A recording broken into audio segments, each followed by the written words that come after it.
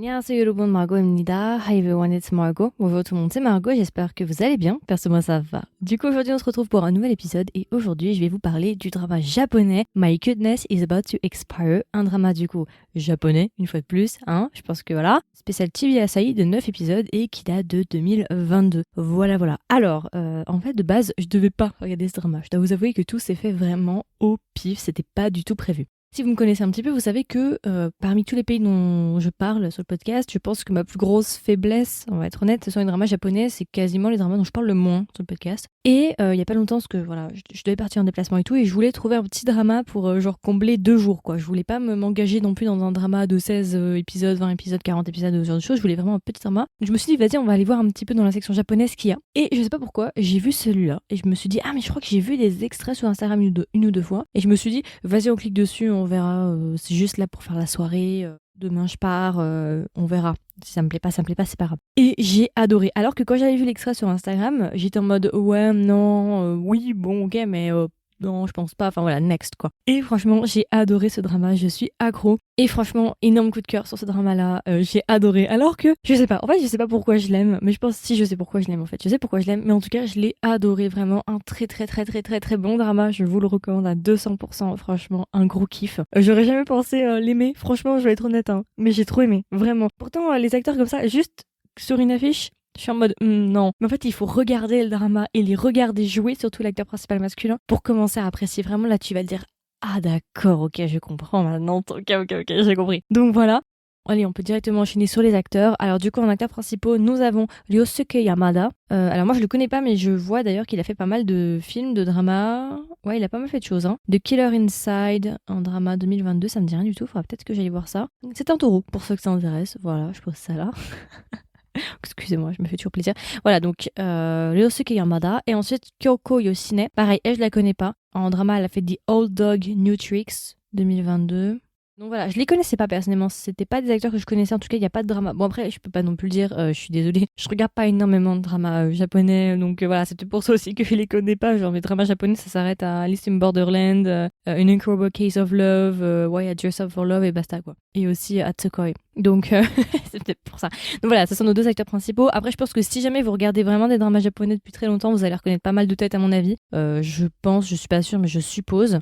Donc voilà, c'est à peu près tout pour les acteurs. Alors du coup, de quoi parle Is My Cuteness About to Expire? Alors c'est un drama très détente, hein. C'est un drama feel good, c'est un drama romance qui va se passer avec notre personnage principal qui s'appelle Kosuke Maruya. Et en fait, Kosuke Maruya, il est dans sa trentaine. En fait, il est sur le point d'arriver sur sa trentaine. Il a à peu près 28 ou 29 ans au moment où on commence ce drama. D'ailleurs, ça vous fait pas penser à un autre drama, ça? Chérie Magic. Ça vous fait pas genre la barre des 30 ans au Japon? J'ai l'impression que c'est hyper compliqué. J'ai l'impression que c'est un peu tabou parce que déjà non, Chérie Magic, la barre des 30 ans, voilà, vous savez ce qui se passe. Ici, pareil, la barre des 30 ans, il va se passer quelque chose. Kosuke Maruya, en fait, il travaille dans une entreprise de bière, une grande marque de bière, et il est au justement département de vente, donc c'est un vendeur. En sortant du travail un jour, il va rencontrer un monsieur assez étrange dans sa cinquantaine qui va lui expliquer qu'en fait, il est son lui du futur et que sa cuteness, donc comment on peut dire, c'est pas vraiment beauté, c'est vraiment genre cuteness. On n'a pas le mot en français. On peut pas dire mignonnerie, c'est un peu chelou, mais voilà, on va utiliser le mot anglais, cuteness. Il va lui expliquer en fait que sa cuteness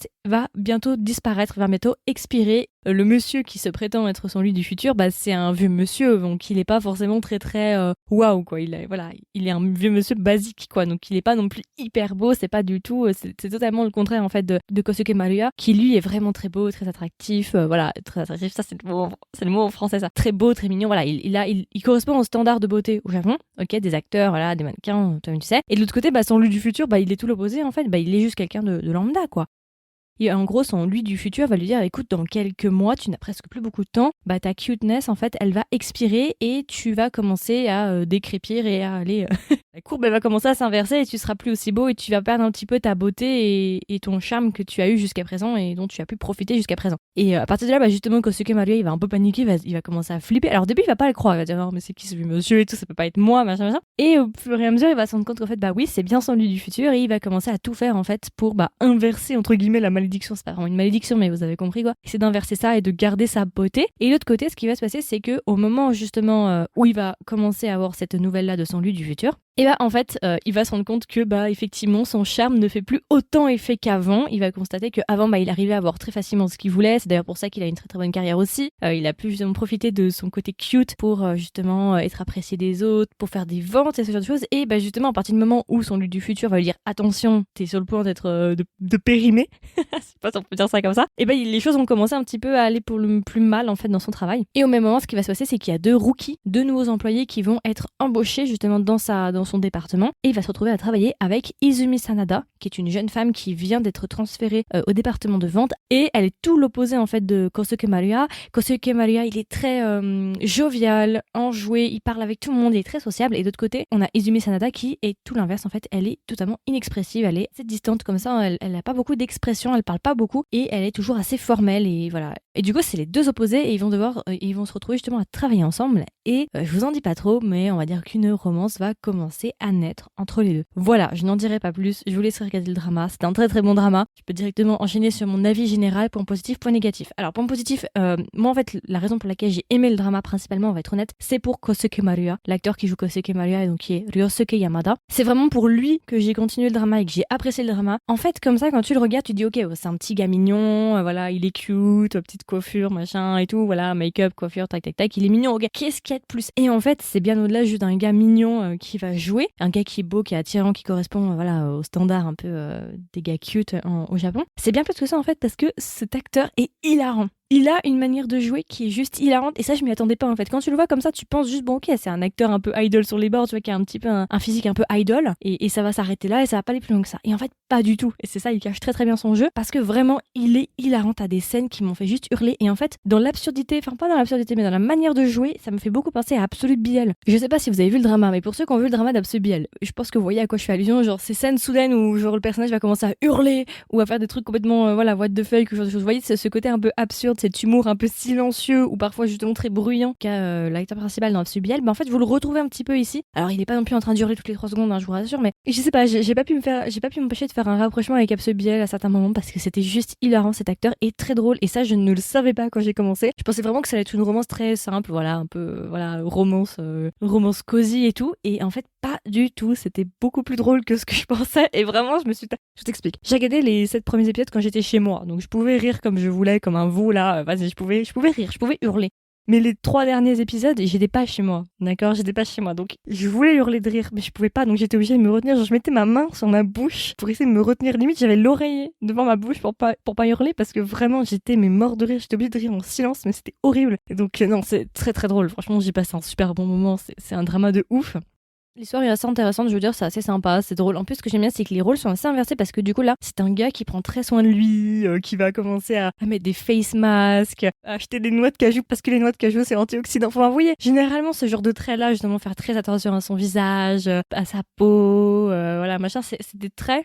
Enfin, c'est des choses qu'on attribue souvent dans des personnages féminins. Très souvent, pas tout le temps, mais souvent. Et ici, c'est mis sur un gars, donc c'est assez intéressant. J'aime bien qu'il inverse un petit peu les dynamiques. J'aime beaucoup. Quoi d'autre? Je sais pas, l'humour, je l'ai déjà dit. Et c'est vrai que j'ai vraiment accroché au drama. Et c'est vraiment un drama feel good. Et je pense que ça, c'est un drama que je vais regarder à plusieurs reprises. Un peu comme Chérie m'a dit, quel genre de choses. Je pense que c'est un drama sur lequel je vais revenir régulièrement. Parce que vraiment, je suis bien dedans, en fait. Ça me détend. Je suis juste cosy, tu vois. C'est un peu genre refuge. Donc voilà. Des points négatifs. Alors pour les points négatifs, j'ai pas de points négatifs comme ça. Là, je peux pas vous en énumérer parce que franchement pour moi ça a été un énorme coup de cœur. Enfin voilà, j'ai pas vraiment de points négatifs. Y a rien qui me vient comme ça. J'ai énormément aimé le drama. Mis à part peut-être que l'actrice principale est un petit peu plus faible dans la présence et dans le jeu que le gars, mais après c'est normal. Elle est censée incarner quelqu'un de très froid. Enfin pas de très froid, mais d'assez froid, distant, réservé. Donc c'est un peu normal qu'elle ait moins laissé un impact sur moi, alors que l'acteur principal masculin, il est très social, il est beaucoup plus jovial, il est beaucoup plus expressif, c'était normal aussi, mais voilà, je peux peut-être le noter, mais c'est pas non plus très très dérangeant. Alors du coup, si je devais recommander le drama à un ami ou une amie, qu'est-ce que je lui dirais et est-ce que même je recommanderais le drama ?